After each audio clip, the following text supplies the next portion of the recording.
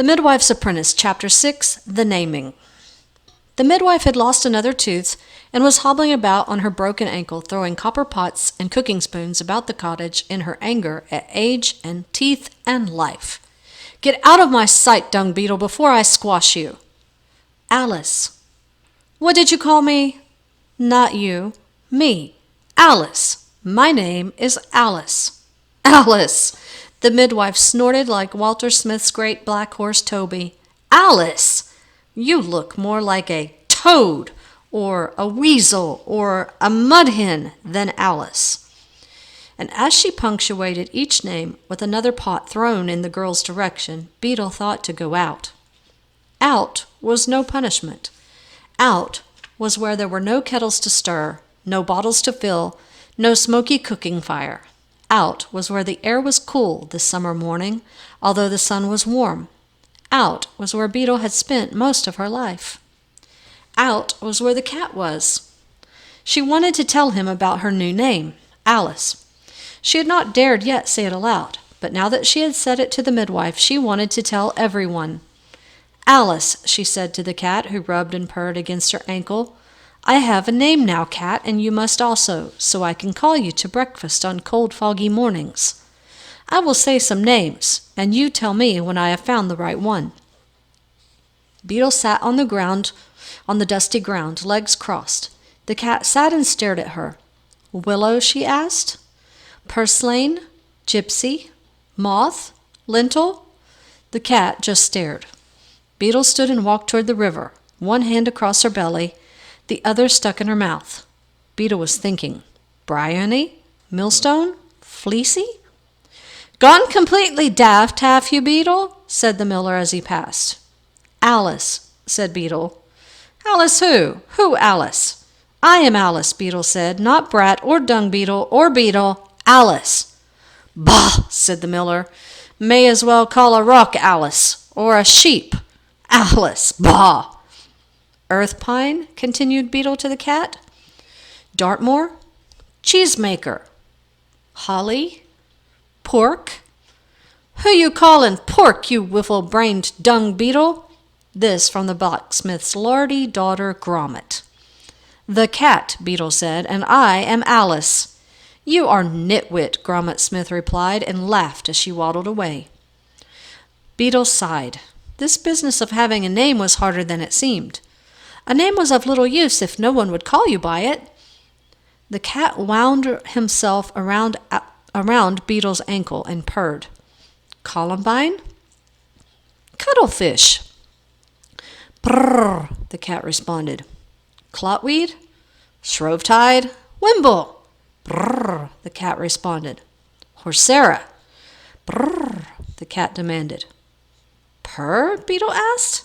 "Brrr," the cat responded. And that was that.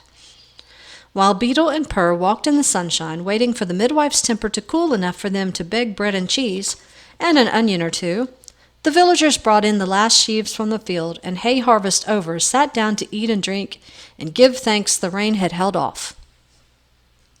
Several of the village boys, with too much ale and too few wits, left the celebration looking for trouble to cause, and they found Beetle. "Dung Beetle, give me a kiss," called the boy with red hair. "Alice," whispered Beetle, surrounded by boys and abandoned by the cat. "She calls you Alice, Will. Thinks you're a girl or a fine lady down from the manor. You friends with the dung beetle, Lady Alice?" The boy with the broken tooth pulled another pull from his mug of ale and spat at Will. Beetle took advantage of Will's distraction to duck beneath his arm, loop her skirts between her legs, and take off down the road to the river. The boys were faster, but they were drunk, and Beetle reached the river before they did. She looked for safety. An open field lay to her right. They could catch her there. They were not that drunk. Straight ahead was the river, but she could not swim. No one could.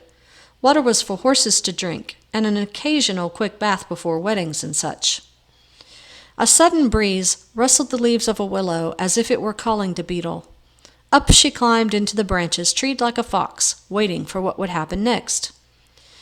Pushing and shoving each other, the boys encircled the tree. Dung beetle, you must be afeard, so far from your dung, they chanted. Come down, and we will take you home and lay you softly into the deep heap, deep, into the dung heap. More ale-swigging and chanting and pushing and shoving. Suddenly the boy with red hair lost his footing on the slippery bank and tumbled into the churning river. Gorm, Will, get out of there, said Snaggletooth Jack. Can't, said Will, spitting water and floundering. Throw me something to grab. But the water pulled Will under for a moment, and the boys, grown sober and scared, knocked one another aside in their attempts to get out of there to a place where they could claim they had never left when poor Will's drowned body was found.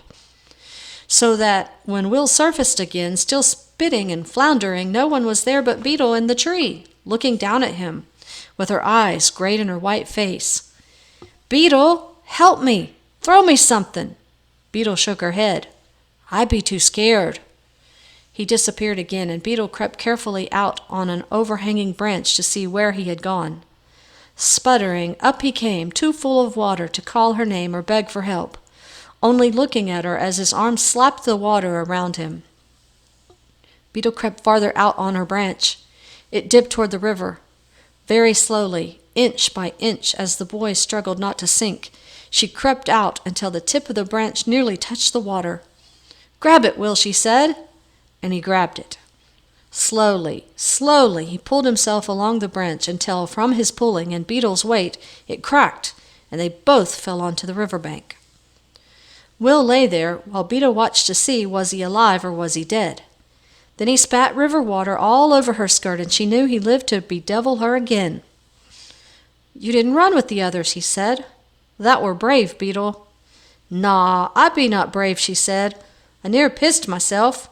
I did it for else you'd have drowned and gone to hell, a drunken loudmouth bully like you, and I would have helped send you there, and I could not have that now, could I? You have pluck, Beetle. Alice. You have pluck, Alice. They looked at each other, pretended they hadn't, and went home. That night Beetle had a dream. The Pope came to the village and called her Alice, and the king married the midwife, and the cat laughed.